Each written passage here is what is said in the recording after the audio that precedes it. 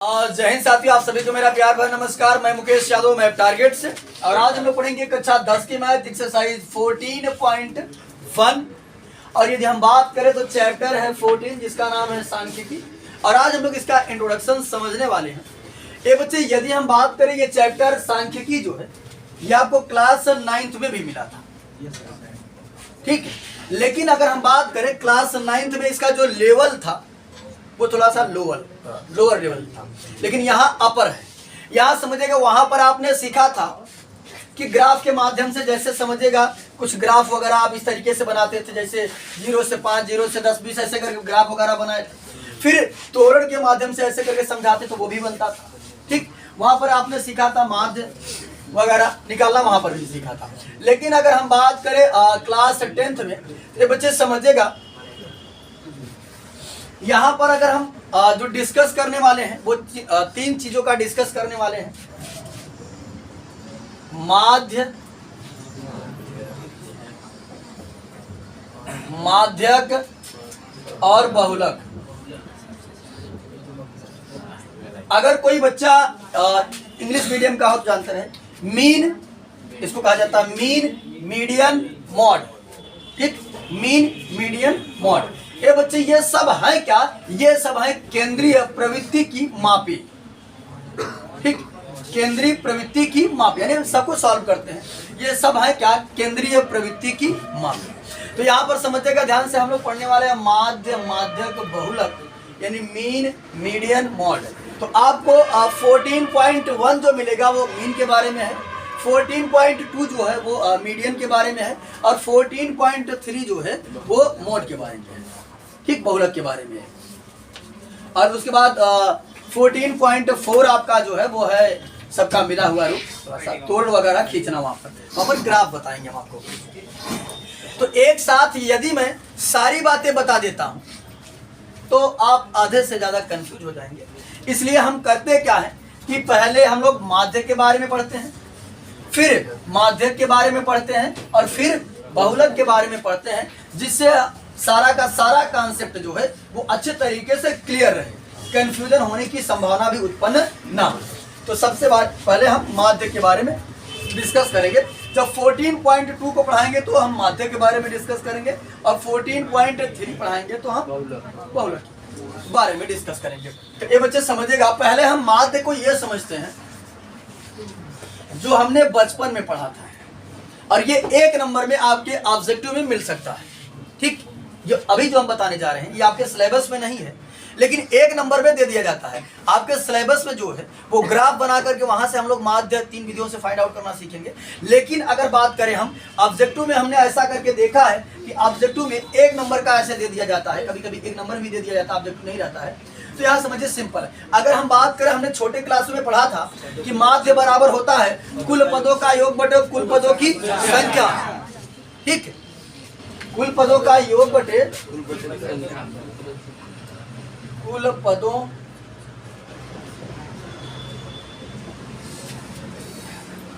कुल पदों का योग बटे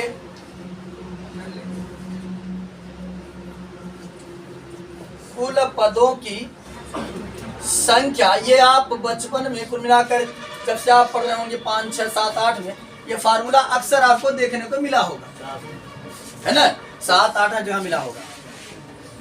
या फिर हम लोग इसको लिखते थे शॉर्ट फॉर्म में, कभी कभी जब ग्राफ बनाकर लिखते थे, सिग्मा एफ अपान सिग्मा एफ, ये भी लिखा जाता था, सिग्मा एफ अपान सिग्मा एफ। ये भी आप बचपन में पढ़े होंगे, थोड़ा सा और 8 वगैरह में ऐसा आपको फार्मूला देखने को मिला होगा। तो पहले हम इसके बारे में समझ लेते हैं, फिर आगे समझते हैं। कभी कभी बच्चे करता क्या है कि ऐसे आपको कुछ नंबर दे दिया जाएगा और कहा जाएगा कि इसका माध्य बता दीजिए। जैसे मान लेते हैं 5, 7, 8, 10, 12, 20, अगर ऐसे दे करके कहेगा इसका माध्य बताइए। क्या बताइए? माध्य। तो हम करेंगे क्या? अभी मैंने बताया फार्मूला होता है माध्य बराबर कुल पदों का योग बटे कुल पदों की संख्या। तो सबको जोड़ देते हैं, योग मतलब जोड़ना, तो 5 + 7 प्लस 8 प्लस 10 प्लस 12 प्लस 20, ये हो गया कुल पदों का योग।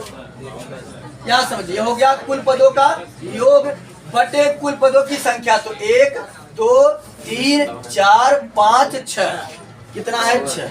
पूरे को क्या करेंगे, हम जोड़ देते हैं। तो 5 7 12 8 20 10 30 12 42 और 42 और 20 62, 62 बटे 6 भाग करेंगे यदि आप तो जाएगा 6 दामा 60, यानी 10.6 3 18, ठीक 10 पॉइंट समथिंग बार, यानी 10.3 पर बार, यही बार बार नंबर रिपीट करेगा, यही देता रहेगा, ठीक। ये तो एक तरीका ये हुआ कि अगर आपको सिंपल ऐसे दे दिया गया तब आपको आप माध्य पता कर सकते हैं। ये बातें क्लियर हो रही है सबको? कुल पदों का योग बटे कुल पदों की संख्या। अब कभी कभी करता क्या है, ऐसे संख्या देकर यहाँ कहीं पर एक्स डाल देता है, ठीक, ऐसे देकर के यहाँ कहीं पर एक्स डाल देगा और कहेगा कि इसका माध्य जो है 15 20 वगैरह कुछ भी है, माध्य आपको दे देगा, कहेगा यदि माध्य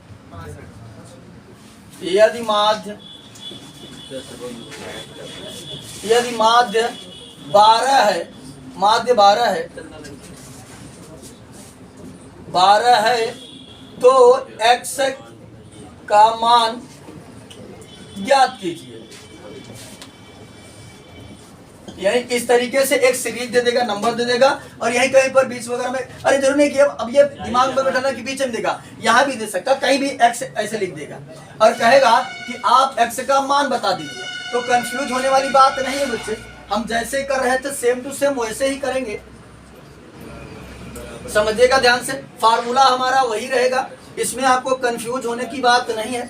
बस क्या करना है, माध्य हमको दे रहा है तो माध्य की जगह हमने लिख दिया 12, कुल पदों का योग बटे कुल पदों की संख्या। अरे क्या था संख्या, 62 है नहीं, क्या कर दिया था ना, 5 7 8 5 7 8 10 12 20 ऐसे करके था ना, 6 नहीं, यही कहीं पर मान लेते हैं, चलिए एक्स डाल दिया हमने, चलिए हो गया, एक्स की जगह 6 के लिए हमने एक्स डाल दिया। तो हम क्या काम करेंगे बच्चे, होता है माध्य, तो माध्य की जगह दिया था 12 तो हमने 12 रखा, कुल पदों का योग तो सबको जोड़ देते हैं, 5 plus x plus 7 plus 8 plus 10 plus 12 plus 20 बटे 2 2 4 2 6 एक 7 संख्या हो गई, हो गया 7। जोड़ने में कितना आएगा, 5 7 12 8 20 10 30 बच जाएगा ना, 62 प्लस x बटे 7। यहाँ समझिएगा क्रॉस मल्टीप्लाई कर देंगे। इस बच्ची को लगता है बात नहीं समझ आएगा ना, यहाँ हम समझा रहे हैं और तुम बतियाने में मस्त हो।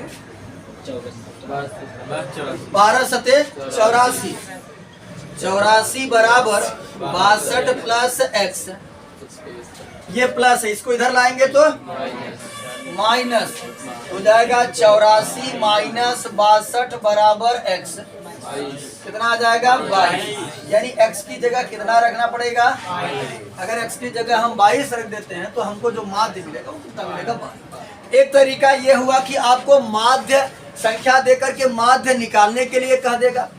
दूसरा तरीका ये है कि ये मत सोचा क्या करो हम देख नहीं रहे, आओ तो कोनी मारा, अब दूसरा टाटो टूट गया है, क्या समझिएगा ध्यान से। तो कभी कभी आपको संख्या देकर के माध्य निकालने के लिए बोल दिया जाएगा, और कभी कभी माध्य देकर संख्या देकर के उसमें x वगैरह y वगैरह a b c जो भी इच्छा होगी डाल करके उसकी वैल्यू पूछ लेगा। तो आप इस तरीके से निकाल सकते हैं, कोई दिक्कत नहीं ना किसी को, ये दिक्कत है। ये फार्मूला याद करिएगा कि सर्वसाधारण का फार्मूला होता है कुल पदों का योग बटे कुल पदों की संख्या। बातें क्लियर है? कहीं को अगर किसी बच्चों को सस्पेंस हो तो बताओ, हम आगे बढ़े। और हालांकि ये चीज आपने छोटी क्लास में पढ़ा था, लेकिन कभी कभी एक नंबर में या ऑब्जेक्टिव में आ जाता है, इसलिए हमने इसको एक्सप्लेन कर दिया। बाकी अब हम लोग डिस्कस जो करेंगे वो करेंगे आपके सिलेबस के अकॉर्डिंग, ठीक। तो इसको इरेज करें फिर, चल आगे बढ़ते हैं हम लोग। चलिए बच्चे समझिएगा ध्यान से। अभी हमने आपको बताया कि माध्य का जो फार्मूला होता है वो कुल पदों का योग बटे कुल पदों की संख्या होती है। जैसे अगर मैं कह दूं, यहाँ पर हमने एक नंबर लिखना प्रारंभ किया 8 और प्लस ऐसे लिखा 8 फिर 9 फिर 10 11 8 फिर 10 फिर 15 फिर 10 फिर 8 फिर 4 फिर 8 फिर 10 फिर 15। इस तरीके से हमने एक नंबर लिखना प्रारंभ किया। ठीक, हमने एक नंबर लिखा और हमने बताया अभी माध्य निकालने का तरीका होता है कुल पदों का योग बटे कुल पदों की संख्या। तो यहां समझिए हमने क्या काम किया, माध्य बराबर कुल पदों का योग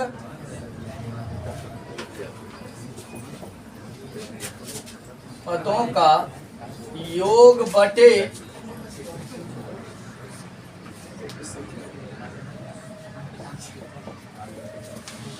कुल पदों की संख्या। तो समझिएगा हम क्या काम करते हैं, कुल पदों को जोड़ते हैं। तो है 8 9 प्लस 10 प्लस 11 प्लस 8 प्लस 11 8 हुआ, फिर plus 10 plus 15 plus 10 plus 8 plus 4 plus 8 plus 10 plus 15 बटे ये बच्चे।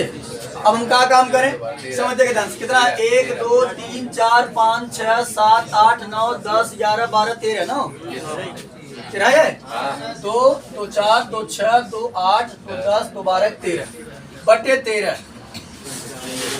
अब हमने सोचा कि यार इसको लिखना तो बड़ा कठिन कार्य है, बार बार इतना लंबा लिखेंगे तो बड़ी दिक्कत हो जाए, कुछ ऐसा किया जाए कि छोटा हो जाए। और फिर जोड़ने में भी अगर मान लेते इतना लंबा अगर वैल्यू दिया जा रहा है, जोड़ने में भी दिक्कत होगा। तो हमने एक तरीका निकाला। तरीका का निकाला, समझिएगा ध्यान से। ये एक बार ये रहा 8, ये 8 कई बार है, 1 2 3 4। इसको ऐसे लिख सकता हूँ 8 × 4 फिर प्लस। तो आप समझिएगा ध्यान से, 8 × 4 लिखने का मतलब क्या हुआ, 8 × 4 लिखने का मतलब हुआ कि ये नंबर था। समझिए ध्यान से, ये हमारा क्या था, नंबर यानी कि x था, ये कोई वैल्यू हमारी x थी।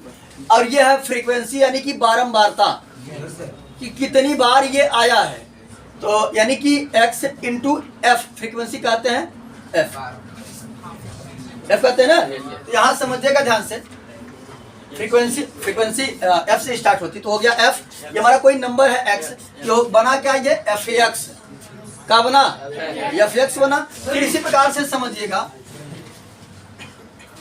उसके बाद अगर हम बात करें 10 कितनी बार है, तो 10 गुणते 4। 11 कई बार है, 11 गुणते 1। अच्छा चले 9 भी ले लेते हैं। 9 कितना है, 9 कई बार है, 9 × 1। फिर 11 कई बार है, 11 × 1। फिर हो गया, चलो 4 भी एक बार है, उसको भी लिख देते हैं। 4 × 1 फिर प्लस 15 × 1। अच्छा 15 दो बार है, 15 × 2। ये बच्चे बात ना करो। फिर प्लस अगर हम बात करें तो ये 8 कई बार आया है, 1 2 3 4 है ना, ये 4 बार है। ठीक, तो यह है क्या, f। फिर प्लस और 9 कई बार है, 1 बार। फिर 10 कई बार है, 4 बार। फिर 11 कई बार है, 1 बार। 15 2 बार। उसके बाद हो गया प्लस 4 1 बार। 4 1 5 5 4 9 1 10 2 12 1 13।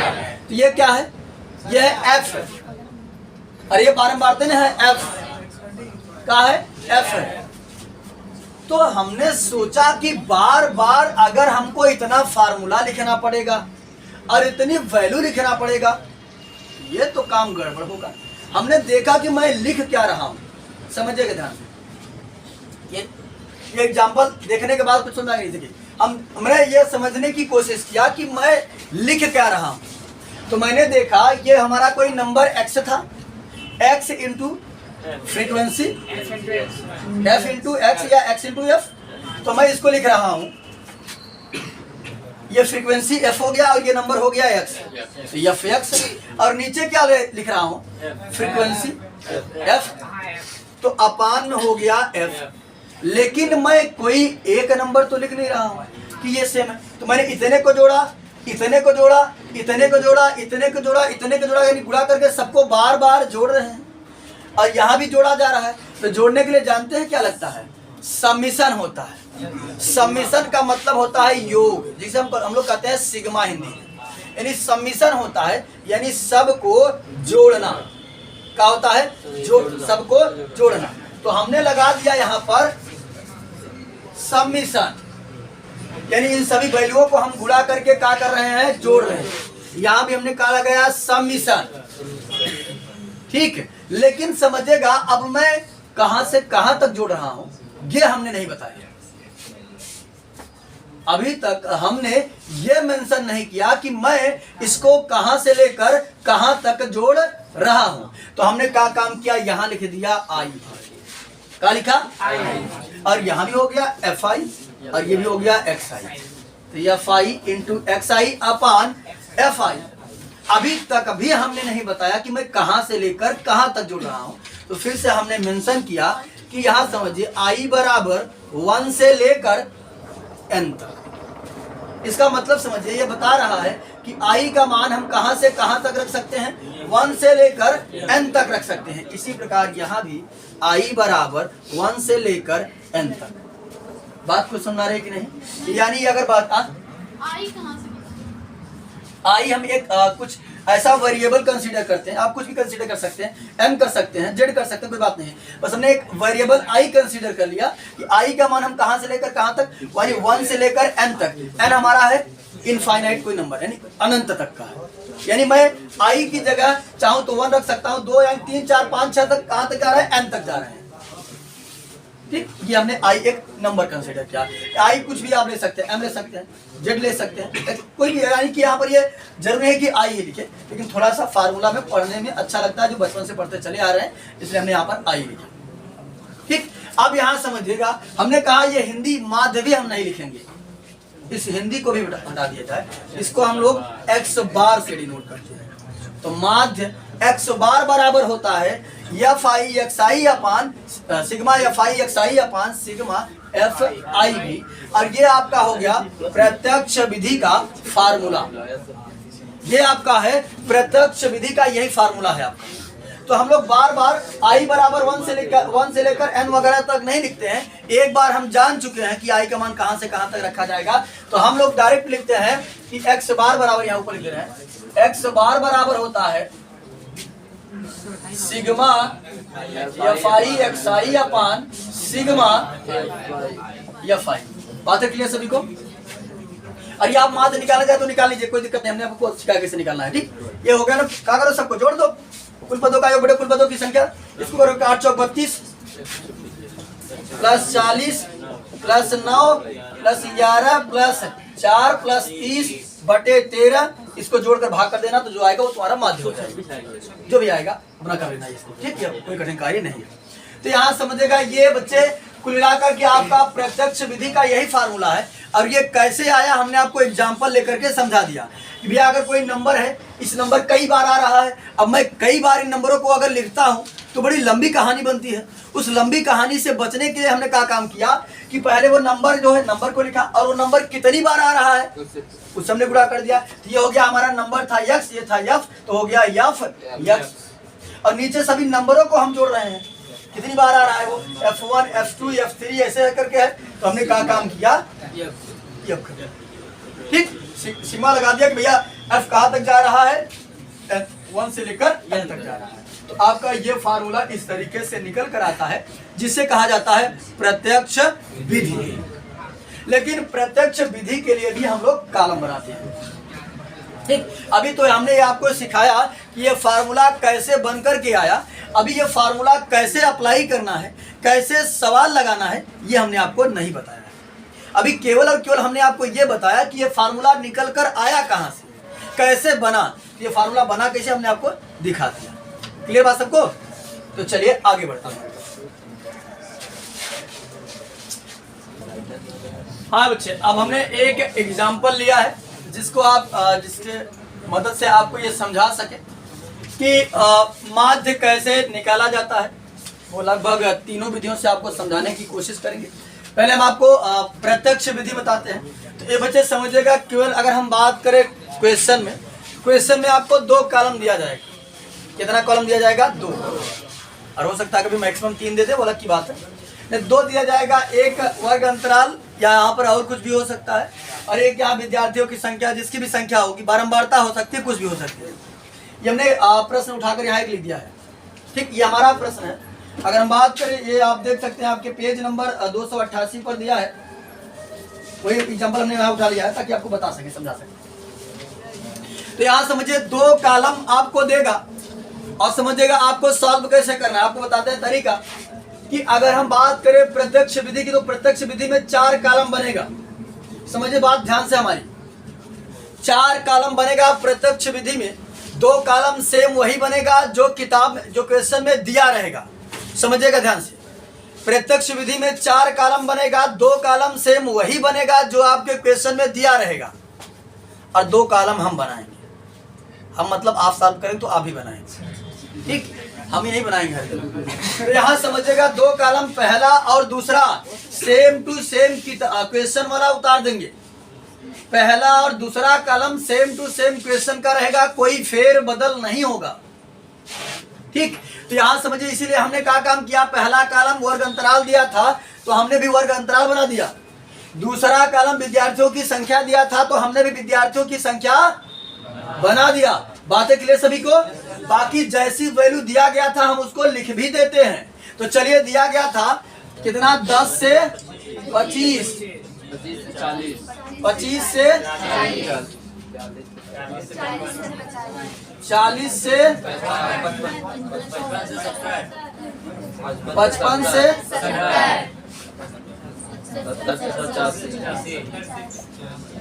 70 से 85, 85 से 100। इनकी फ्रीक्वेंसी भी हम लोग लिख देते हैं। कितना है, 2, 3, 7, 6। ये बच्चे, अब हमने क्वेश्चन को यहाँ नोट कर लिया है, इसलिए उसकी आवश्यकता नहीं है, तो हटा देते हैं ताकि जगह हमारे पास हो जाए पर्याप्त। तो समझिएगा बच्चे ध्यान पूर्वक देखिए, अगर हम बात करें, कुछ बातें जो हैं उसे हम समझ लेते हैं क्या है क्या नहीं है। अगर इसकी बात करें, इसे कहा जाता है निम्न सीमा। ठीक है, लोअर लिमिट भी बोल सकते हैं आप, निम्न सीमा, और इसे बोला जाता है उच्च सीमा। ठीक है, तो इसमें अगर बात करें इस अंतराल में, तो निम्न सीमा कितनी है, 10, और उच्च सीमा 20। इनके बीच का जो अंतर होता है उसे अंतराल बोला जाता है। कितने का अंतराल है, 15। अंतराल को हम लोग H से डिनोट करते हैं।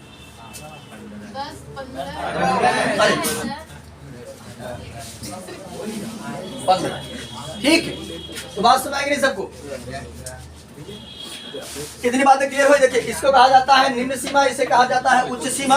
इसके बीच को अंतराल की बात करें, अंतराल को हम लोग किससे डिनोट करते हैं, H से।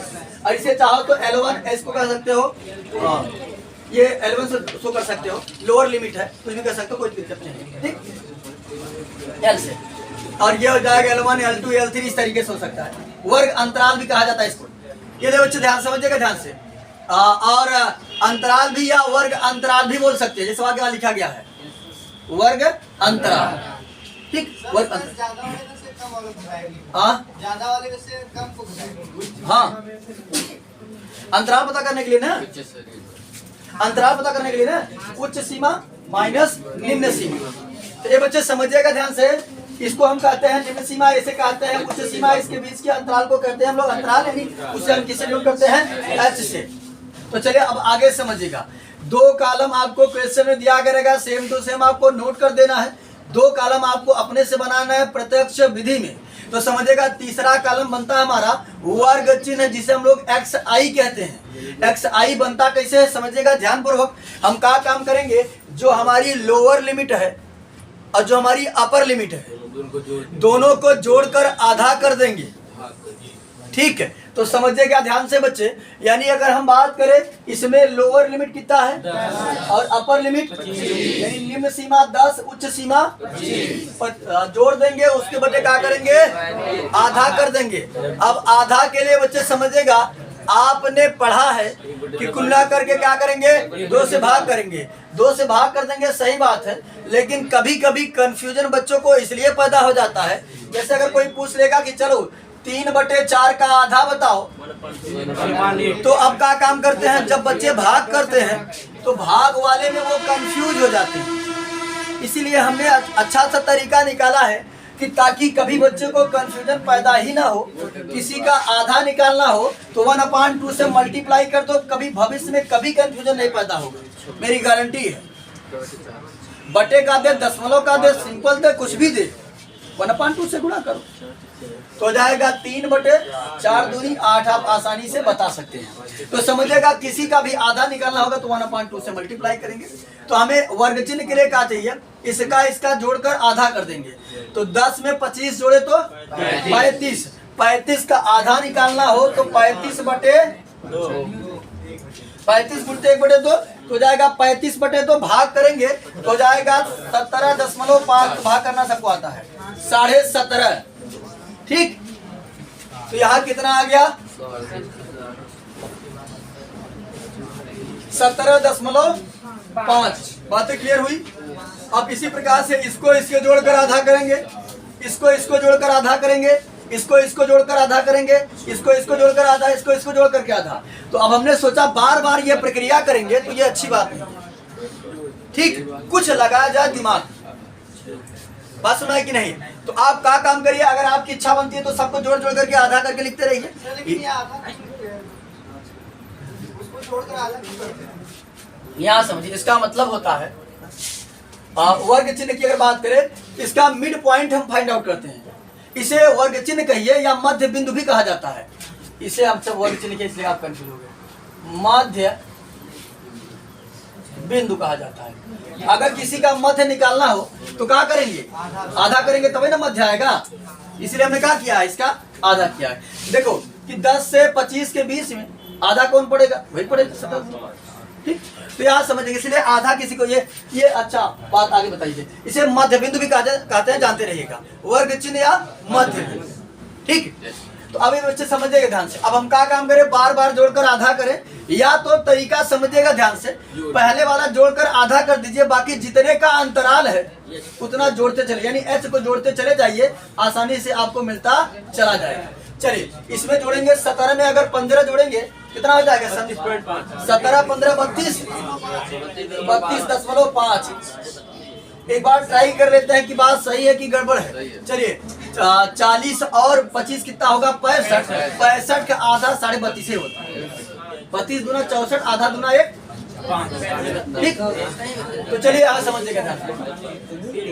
फिर से यहाँ पर 15 जोड़ेंगे तो ये बच्चे साथों जब 15 जोड़ेंगे तो 32 5 37, 37 10 47। फिर इसके बाद यहाँ फिर क्या करेंगे, फिर से जोड़ेंगे, 7 5 12, 62.5, फिर 77.5।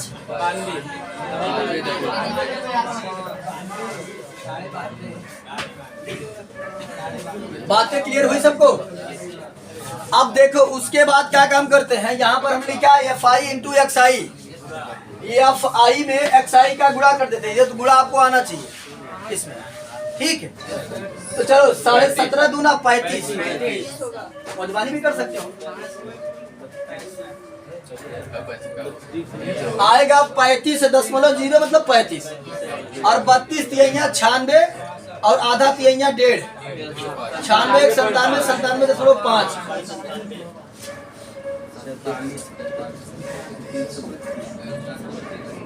बाकी आप गुणा जिस तरीके से करना जानते हो उस तरीके से कर लीजिएगा, कोई दिक्कत नहीं है। हो जाएगा 7 पचे 35, 7 सते 49, 3 52, 7 चौक 28, 5 33। कई अंक के बाद 1 अंक के बाद 332.5। इसका गुणा करेंगे 6 5 30 का 0, 6 दूनी 12, 3 15 का 5 और 6 छंके 36, 37। कई अंक के बाद 1 तो हो जाएगा 375 मिलाकर। 6 5 30 का 0, 6 सते 42, 3 45, 6 सते 42, 4 46, 465। 6 5 30 का 0 और 6 दूनी 12, 3 15, 6 9 54, 1 55, 555। बातें सभी को क्लियर है? कहीं किसी बच्चों की दिक्कत? क्लियर है ना बच्चे? कहीं इसमें कहीं किसी बच्चों की दिक्कत तो नहीं है? देखो 2 कॉलम किताब में क्वेश्चन में देगा, 2 कॉलम हम बनाएंगे। बात ना करो, 2 कॉलम क्वेश्चन में देगा, 2 कॉलम हम बनाएंगे और हमारा जो बनेगा पहला बनेगा मध्य बिंदु और फिर बनेगा FI इंटू XI। ये केवल और केवल अप्लाई होता है प्रत्यक्ष विधि के लिए, ठीक। बाकी कल्पित माध्य कैसे होता है, पग विचलन कैसे होता है, उसको भी हम लोग अभी डिस्कस करने वाले हैं, या अगर टाइम हो जाएगा तो नेक्स्ट क्लास में डिस्कस करेंगे। अब समझिए, इतना करने के बाद अब नीचे हम कहा है बच्चे, यहाँ लिखते हैं योग, यानी फर्स्ट वाले खाना में लिखेंगे योग। अरे देखा, ये विद्यार्थियों से संख्या हो चाहे जेकर संख्या हो चाहे बारंबारता हो, ये हमेशा FI के काम करते हैं। यानी जान रहा कि दूसरा कॉलम जो होता है वो FI होता है, ठीक है। तो अब एके भी हम का करबे जोड़ब। अबे बतावा जोड़े के लिए हम क्या प्रयोग करी थे? सिग्मा के। तो समीशन सिग्मा FI यानी एक सब जोड़ दे तो 2 3 5 7 12 6 18 6 24 6 30, ठीक। तो पहले कॉलम में लिखेंगे योग, फ्रीक्वेंसी वाले को जोड़ लेंगे, बीच वाले को छोड़ देंगे। इसकी कोई भूमिका नहीं है, इसकी भूमिका यही थी कि इसकी सहायता से हमको उसको पता करना था, इसीलिए हमने इसको कर दिया। ये वाला कॉलम थोड़ा सा चौड़ा बनाइएगा ताकि आपको लिखा जा सके। अब यहाँ हो जाएगा, इसको भी जोड़ना है तो सिग्मा FI XI बराबर। ये बच्चे इसको भी जोड़ना है तो सिग्मा FI XI बराबर, सबको जोड़ देंगे। अब कुछ बच्चे इतना समझिए, अब कुछ बच्चे इतना जबरदस्त नकल करते हैं, वो ऐसे कर रहेंगे, वो भी लास्ट में आकर ऐसे डिब्बा बढ़ा देंगे, कहेंगे सर जी ऐसे बढ़ाया था हम। अरे हमने बना दिया था कॉलम इतना छोटा, तो आपको इतना छोटा कॉलम नहीं बनाना है, ऐसा बनाना ताकि वो लिखने में आ जाए, यानी ऐसे बनाना है कॉलम, चौड़ा बनाइएगा थोड़ा सा। और ये बच्चे जब एग्जाम में अगर ये क्वेश्चन आ जाता है ना तो समझिएगा ध्यान से, ये कॉलम वॉलम इतना बढ़िया बनाइएगा साफ से कि एग्जाम में देखते ही खुश हो जाएगा, ठीक। अभी नहीं कि बस ऐसे हम जैसे लबर धबर बनाए हैं, ऐसे तुम भी लबर धबर मत बनाना। हमको तो पढ़ाना है ना, हमको तो समझाना है, हमको एग्जाम में नंबर थोड़ी नहीं देगा। ए बच्चे सुनो, और इसको स्केल से हर लाइन बनाना सीधी सीधी एकदम, ये भी लाइन, और ये सबका अंतराल देखने में ये नहीं कि ऊपर ज्यादा व नीचे कम, ऐसे नहीं तुरंत एक नंबर काट देगा। मतलब उसे देखने के बाद लगना चाहिए कि हाँ बच्चा बढ़िया बनाया है, ठीक। ये बात जानते रहिएगा।